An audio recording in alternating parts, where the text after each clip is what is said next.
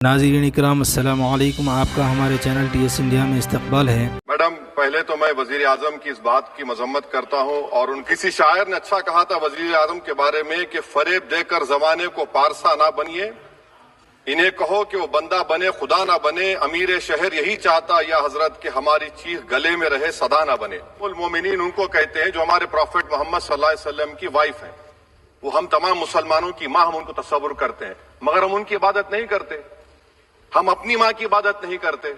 ام الکتاب قرآن ہے، ہم قرآن کی عبادت نہیں کرتے۔ خبر نہیں جنہیں اپنے دین و مذہب کی، ہمیں وہ دین کا مطلب سکھانے نکلے ہیں۔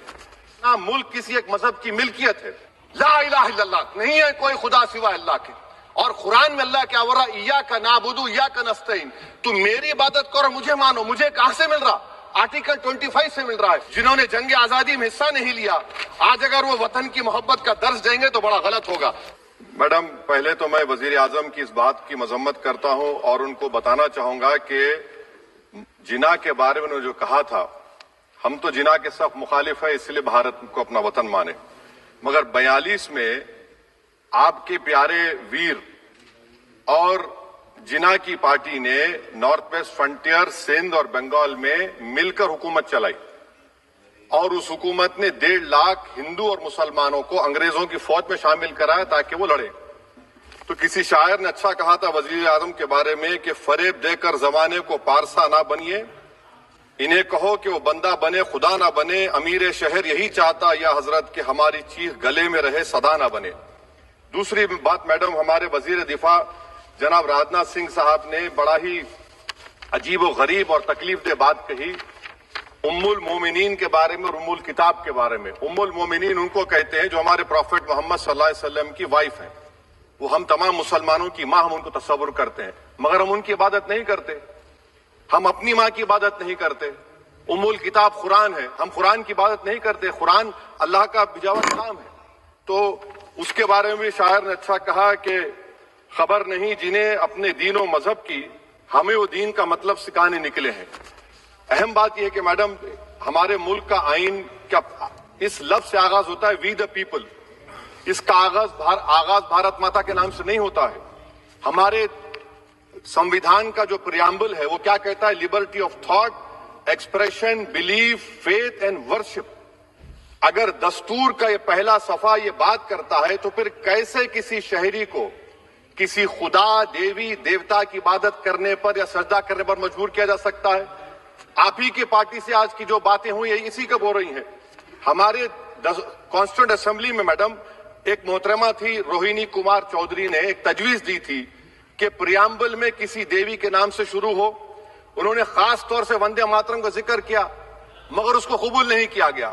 پھر کے وی کامت صاحب نے ایک تجویز دی کہ اٹس سٹیزنز کو بدل کر ہر سٹیزنز کیا جائے اور خدا کے نام سے شروع کیا جائے، وہ ترمیم کو مسترد کر دیا گیا۔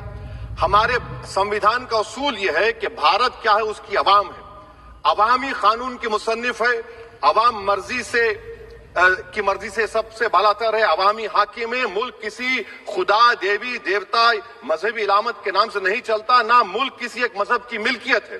اسی لیے بابا صاحب امبیڈکر نے کیا کہا تھا، انہوں نے مدر انڈیا کے نظریے کو مسترد کیا۔ بابا صاحب نے ایک نئی اصطلاح وضع کر دی اور کہا کہ بھکشت بھارت، یہ بابا صاحب امبیڈکر نے کہا۔ اب میڈم، اگر مذہبی آزادی اس آئین کا بنیادی اصول ہے تو سوال یہ پیدا ہوتا ہے کہ اس وقت ہمارے جو کانسٹیٹیوئنٹ اسمبلی کے پریزیڈنٹ تھے جناب راجندر پرساد صاحب نے کس بنیاد پر وندے ماترم کو قومی ترانہ قرار دیا؟ نہ تو کوئی سچ ریزولوشن ہے اس کے بارے میں۔ میڈم، میں آپ کو بتانا چاہوں گا کہ جوڈیشری کیا کہتی ہے۔ بیجو ایمینول کیس ہے 1986 کا، جس میں جیہوا وٹنس نے کہا کہ میں نیشنل اینتھم کے وقت کھڑے رہوں گی، پڑھوں گی نہیں۔ سپریم کورٹ نے کہا کہ اس نے کوئی گناہ نہیں کیا۔ وہیں ایک 2017 کا کیس ہے اشونی اپادھیائے کا کیس سپریم کورٹ کا، انہوں نے کہا گائیڈ لائنز دیے جائیں وندے ماترم پر، سپریم کورٹ نے نہیں کہہ دیا۔ پھر آپ آ جائیے madam, prevention of insult act national 1971، اس میں نیشنل سانگ نہیں ہے، صرف نیشنل ایمبلم اور آپ کا نیشنل اینتھم ہے۔ پھر آپ آ جائیے 40th امینڈمنٹ آرٹیکل 51 ہے، 76 میں پاس ہوا، اس میں بھی اس کا کوئی ذکر نہیں ہے۔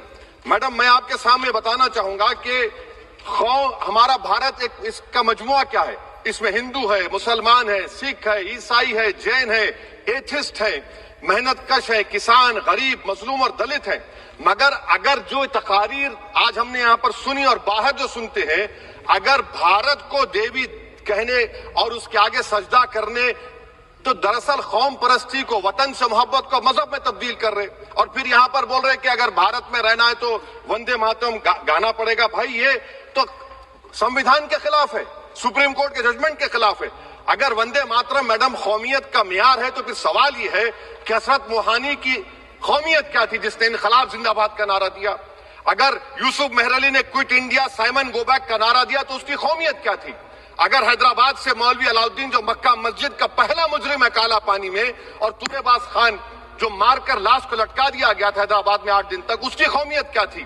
اگر عنایت اللہ کافی جو جہاد کا فتویٰ انگریزوں کے خلاف دیا مراد آباد میں، جب ان کو 2 دن میں پھانسی کی سزا دی گئی، اور جب پھانسی کی سزا کے اوپر جا رہے ہیں تو عنایت اللہ مولانا کافی کی زبان پر کیا تھا؟ وہ رسول اللہ ہمارے پروفیٹ کی نعت پڑھ رہے تھے۔ کیا پڑھ رہے تھے؟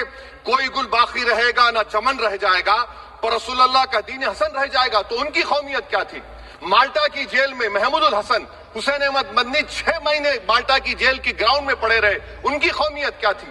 علامہ فضل حق خیر آبادی کا وہ سیل کالا پانی کا پکار کر ان سے پوچھ رہا ہے جو وہیں پر مر گئے، خبر وہاں پر ہے، بتاؤ میری قومیت کیا تھی؟ میڈم میں ایک مسلمان ہوں، میں اسلام کو ماننے والا باوقار انسان ہوں، اور میرے مذہب کی بنیادی تعلیم توحید ہے، لا الہ الا اللہ، نہیں ہے کوئی خدا سوا اللہ کے۔ اور قرآن میں اللہ کیا ورا ایاک نعبد ایاک نستعین، تم میری عبادت کرو مجھے مانو۔ مجھے کہاں سے مل رہا؟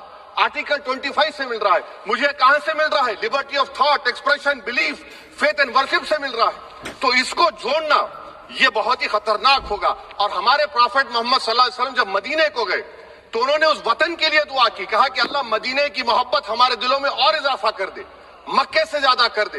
تو یہ اسلام، مسلمان ہونا، ہمارے ایمان میں ملک کی محبت بیچ میں نہیں آتی، اور ملک سے محبت ہے اور رہے گی ہمیشہ، کیونکہ یہ عظیم قربانیاں یہاں پر شامل ہے جنہوں نے جنگ آزادی میں حصہ نہیں لیا۔ آج اگر وہ وطن کی محبت کا درس دیں گے تو بڑا غلط ہوگا۔ میڈم میں آپ کے سامنے ایک چیز پڑھوں گا۔ 1937 رابندر ناتھ ٹیگور نے لیٹر لکھا سبھاش چندر بوس کو، میں صرف کسی نے نہیں پڑھا یہ۔ کیا کہا ٹیگور صاحب نے؟ But parliament is a place of union for all religious groups and there the song cannot be appropriate. When Bengali Muslims show sign of stubborn fanatism, we regard it intolerable. When we too copy them and make unreasonable demands, it will be self-defeating. یہ میں اس کو لے کروں گا madam, آپ دیکھ لیجئے۔ پھر دوسری طرف میڈم آپ آ جائیے، میں یہاں پر بیٹھ کر، ہاں جتنے تقاریر یہاں پر ہوئے سب جن گن من پہ تنقید کیے، تو میڈم مجھے یہ کہنا پڑے گا کہ جن گن من پر آپ لوگ اتنی تکلیف کیوں اٹھا رہے ہیں؟ آخر اتنی تکلیف کیوں ہے؟ تو میں جب جا کر دیکھا تو مجھے 28 دسمبر کا آرگنائزر میگزین کا آرٹیکل ملا، جس میں آرگنائزر لکھتا ہے کہ what is the moral sanction behind government choice of Jana Gana Mana except that it can be made an item of entertainment at the sumptuous parties thrown by government officials. آپ بتائیے اس کا بولیں گے آپ؟ اور پھر اس کے کینڈ کیسا کرتے ہیں؟ It will mean we can not love our motherhood. Madam please it will mean that Vande Mataram is buried alive with the word Jan Gan Mana on the tombstone, for the tomb will also be of Jan Gan Mana of the will of the people. اس پر آپ کیا بولیں گے؟ Madam میں آپ کو یہ بتانا چاہ رہا ہوں کہ وطن کی محبت ہمارے لیے بہت اہم ہے، مگر یہ بتائیے ہم کو کہ ابھی میڈم یہاں پر آنند مٹھ کے بارے میں بہت کچھ کہا گیا، میں صرف 2 مثالیں آپ کو دیتا ہوں۔